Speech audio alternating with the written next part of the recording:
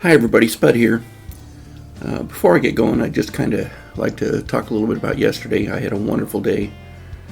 My old teammate Matt Hutter and his brother Trevor, they run Hutter Performance up in Chardon, Ohio. They brought a customer car down to A2, one of the two wind tunnels at Aerodyne, to get an aero map on it and figure out what all they were going to do. This thing's it's a standing start half-mile Cadillac. It's a badass car, and they've done an awesome job on it. Anyways, another old teammate, Wayne Holden, he was at the tunnel too when I actually got there. And then our crew chief, Mark Reno, showed up too. And I guess after I left, another old teammate, Nate Homick, he got there as well. And it's funny, haven't seen these guys in a while, but it's like you've never been apart. It's amazing how tight your friendships are with your teammates, and actually with everybody pretty much within the racing community. It's a pretty small family when you take it all into account there. And we pretty much kind of feel like family to each other.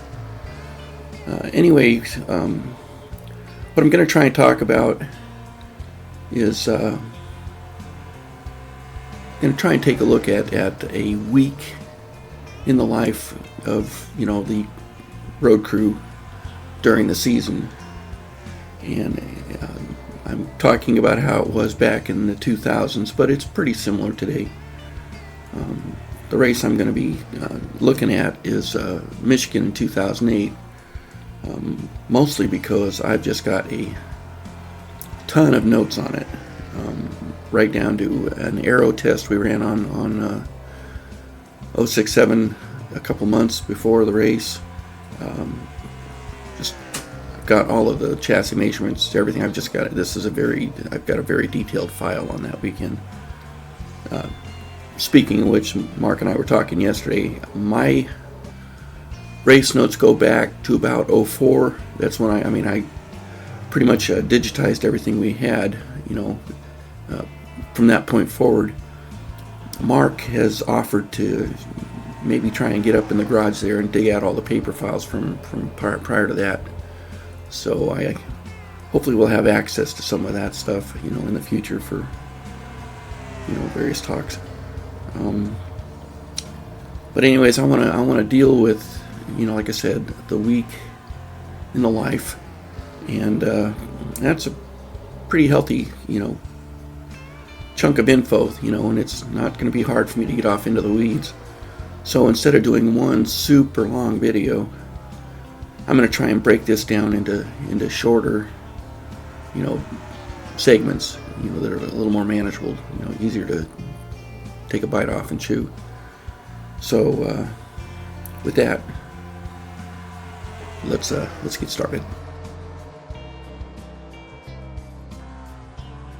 So it's about 6:45 on Monday morning when I get to the shop. I walk up to the back door there that's next to Nick Harrison and my offices, and it's open and the lights are already on inside, which means our parts guy, Art Owens, has probably beat me here. Put my computer and my lunch in my office and walk up and around the corner of the parts department and lean my head in and say hey to Art.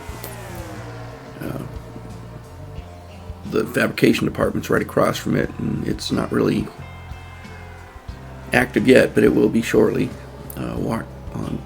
Keep on walking back there past the shock room and our chassis jig and into the truck bay, and the truck's sitting there. And we had raced up in Watkins Glen on Saturday, and our truck driver, Tony Sessions, he had himself a long day. He's my catch can man as well. And so after the race, he would have headed south as far as he felt safe doing so. I'm sure he was quite tired. Would have pulled over and slept, and then made the rest of the 13 and a half hour trip down to Spartanburg on Sunday. I'm not sure what time he would have gotten in. We won't be seeing him today. It'll be his day off. So once the guys get in there, they'll, some of them will start unloading the truck, get the cars down, and get the primary over into the wash bay. You'll see, guys, we've got some guys that'll come in and, that's what they're going to do first thing Monday morning is take the, engine out and tranny and gear and all that stuff, and then pressure wash the car, make sure it's clean. God forbid it's tore up like this car here. This was our Chicago car in 2010, chassis 069. And as you can see, she took a bit of a licking. We had her fixed up though, raced her in Michigan a few weeks later. That's Josh May under the car. He was quite the character. If a car's like this though, it's got to get stripped down pretty substantially, so we can send it off to get the chassis and the body, taken care of. So that pretty much kind of covers the wash bay for now. So I walk back up front to my office and I see that Tristan Smith, our other engineer, has arrived and started working. I got Mark Reno to hire Tristan away from Ricky Pearson. Tristan is a Clemson graduate, and here's a picture of him helping me celebrate Boise State's fantastic 2010 Fiesta Bowl win over TCU. Tristan would usually spend his Mondays breaking down the tire data, both the raw data we got from Goodyear as well as the Pratt & Miller stuff, although there really wasn't what you could call much breaking down with the Pratt & Miller, because it was kind of like Cliff Notes or Reader's Digest condensed books. It was useful, don't get me wrong. It's just, if you looked at the raw data from Goodyear, you could do a little more fine-tuning with it. Tristan would also be working on wheel loads for the pull-down, which we would go to on Tuesday, and he'd even quite often get out there and help on the setup pad. Now my day is going to be spent putting together the race files. I'm going to be scanning just about everything about that weekend that I can gather. And that includes NASCAR's entry list, inspection and practice flow maps, practice and happy hour results, qualifying results, race results, driver and owner points, penalty reports, loop data statistics. If they put it out, I grab it and scan it. I'll be grabbing the weather for the weekend off of the Weather Channel or AccuWeather and recording that as well. So we can kind of go back to last year. A later race we can go back and kind of see what the conditions were. I'll be scanning our itinerary, which includes our flight and rental info, the room list at the hotel, the hotel itself, all that stuff. We've already got the chassis, dyno, and the pull-down info from the week before. So now I've got to go back to our shock room and start wearing out poor Herb Englehart, who's the shock guy, and he's already busy trying to build this week's shocks. Anyway, like I said, I got to wear them out for the shock build data from the previous race. And then I got to walk back to the tire room and do the same for last weekend's tire sets, pressures, builds, and wears with Joey Register, who's busy trying to bust tires off of rims. We've already got the tire data from Goodyear and Pratt & Miller that we broke down the week before. This ain't near as exciting as it sounds, and it takes the day and sometimes into the next morning. Why am I doing it? Well, we used to have to lug big boxes with all the paper files from previous races to the track with us. Doing it this way allows us to carry our data from all our races, our track tests, aero and 7-post tests, all the info on the chassis, everything on little 3x5 external hard drives. Yeah, it's way handier.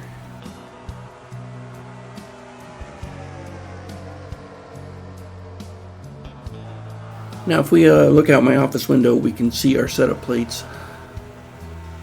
Unlike a lot of shops that had steel setup plates, ours were poured urethane, which meant no welding on them. Now in this picture, you can see Frankie Allen standing in front of one of our COTs that's up on elephant stands. We hired Frankie in 2007 when G-Money, that is Jerry Cannon, but we all called him G-Money, when we hired Jerry to crew chief the 7 car. Frankie and Jerry were pretty much a package deal. Frankie was his right-hand man, and where G-Money went, Frankie went too. I'm very sad to say that Frankie passed away a few years ago. He was a real good man. Always in a good mood, you know, he wasn't going to bring you down. You know, he was competent, he was funny, he was just a good guy to work with. So 067 is already sitting on the plate this morning. The shop guys would have gotten it done and rolled it out here before they left for the weekend on Friday. We'd have looked at the 2007 Michigan race as well as probably the spring 2008 Fontana race and used them to decide where we wanted to start with springs and front bar and our weight percentages. The upper and lower A-arms as well as their slugs, the camber shims, also the truck arm holes and slugs, the pinion angle shims, all that should already be correct, but it's going to all get double checked on the plate. I know I always call Mark Reno our crew chief, but mostly that's kind of out of habit. When we moved the shop up to Spartanburg from Panama City, everything about the team got bigger, and Mark pretty much concentrated on managing the team. He was really good about promoting from within, and Nick Harrison, he got bumped up from car chief to crew chief on the 1 car for 2008. Jason McDowell, he's J-Mac to all of us. He'd gotten bumped up to car chief. So Nick and J-Mac are going to start setting up the car by roughing out the heights that it's supposed to be at. And they'll put little pieces of tape on each fender opening and take a measurement for, from hooking the tape measure from the bottom of the wheel on up, and they'll draw a couple lines and write down how many inches it is to that point. And that'll be your reference marks as they go about setting it up. Next, they're going to set the front camber and caster as well as check the rear camber. And after that, the car is going to go up on elephant stands so they can slide under the car easily as they set the different stuff. They're going to string the car, set the rear end skew and offset, rough the front toe, check the offset on the front too, check the pinion angle, etc., etc., etc. And then they're going to record all them numbers. Now they're going to lower the car off the elephant stands and right onto the scale pads. They'll get the front right, weight percentages right, and also set the wedge. And all the while, they're coming back to those heights that they'd roughed in earlier. Finally, they'll set the front bar load, and that's usually neutral with the driver in the car. You could have somebody sit on the door, but usually we'd throw bags of lead shot in the driver's seat. That lead shot would simulate the driver's weight, and quite often it also simulated our driver's IQ.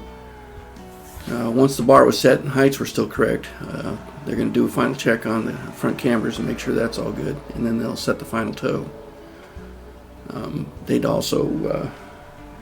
going to find themselves doing a quick setup probably on the backup at this point too. This pretty much eats up all of Monday.